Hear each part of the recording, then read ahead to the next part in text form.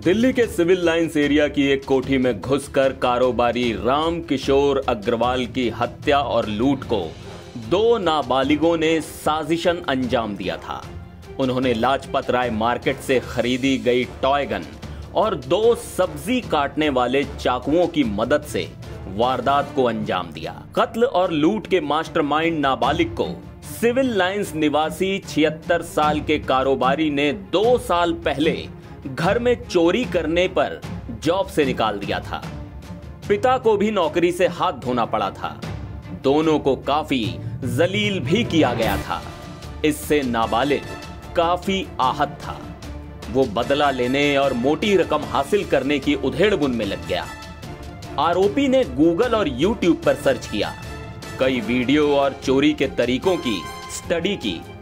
साजिश में अपने ही गांव के नाबालिग दोस्त को मिला लिया।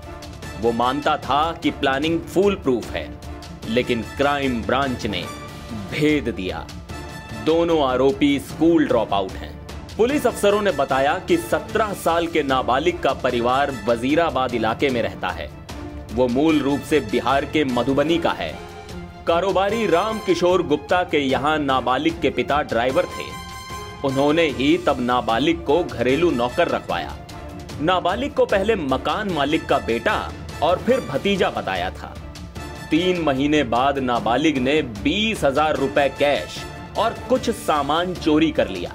इसका पता लगने पर कारोबारी ने ड्राइवर पिता को खूब खरी खोटी सुनाई। पिता ने तब बताया कि जिसे वो भतीजा बता रहे थे वो सगा बेटा है। कारोबारी ने पिता और पुत्र दोनों को नौकरी से निकाल दिया। जलील होकर नौकरी से दोनों को निकाले जाने का नाबालिग के दिमाग पर गहरा असर पड़ा। वो बुजुर्ग कारोबारी से बदला लेने की सोचने लगा। वो अमीर भी बनना चाहता था, इसलिए बचपन के साथी 16 साल के दूसरे नाबालिग को साजिश में शामिल कर लिया और उसे वारदात के 1 हफ्ते पहले ही दिल्ली बुला लिया। गूगल और यूट्यूब पर चोरी करने के कई वीडियो देखे। इसके बाद टॉय गन और चाकू खरीदे। तड़के वारदात को अंजाम देना था, इसलिए एक बाइक की जरूरत थी। यूट्यूब पर बगैर चाबी के बाइक को स्टार्ट करने के गुर सीखे और सीखने के बाद 28 अप्रैल को वजीराबाद से बाइक चोरी कर ली। Special CP crime Ravindra Yadav ने बताया कि आरोपी 30 अप्रैल को पूरे इलाके की रेकी कर गए थे। वो बाइक को कॉलोनी में खड़ी कर गए थे, क्योंकि एकदम सुबह सुबह गार्ड किसी भी बाइक को भीतर नहीं जाने देते हैं, लेकिन कॉलोनी से बाहर बाइक लाने में कोई मनाही नहीं है। पुलिस ने सीसीटीवी फुटेज खंगाले तो पता चला कि रेकी करने बाइक से 2 लड़के आए तो थे, लेकिन वो बाइक कॉलोनी से बाहर निकलते नहीं देखी गई। इसकी तफ्तीश करने पर ही नाबालिगों के मेट्रो कार्ड का इस्तेमाल करने की बात सामने आई। आरोपी 1 मई की सुबह सिविल लाइंस के भीतर घुसे। गार्ड ने उनसे अंदर जाने की वजह पूछी तो मंदिर में जाने की बात कहकर वे दोनों अंदर जाने में सफल रहे। नाबालिग सिविल लाइंस और कारोबारी के घर के चप्पे चप्पे से वाकिफ था।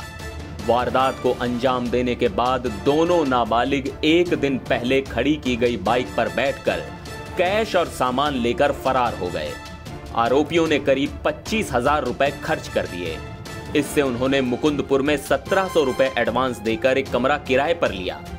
यहीं पर चोरी का सामान रखा गया। नवी पास मास्टरमाइंड नाबालिग ने इससे करीब 15,000 का एक फोन खरीदा और अपने हाथों पर टैटू बनवाए। दूसरा नाबालिग 10वीं पास है। उसे भी पैसे का लालच देकर साजिश में शामिल किया गया था। दोनों बचपन के दोस्त हैं। दोनों पर बालिग के तौर पर केस चले। पुलिस यही संभावना तलाश रही है। एनबीटी ऑनलाइन की रिपोर्ट।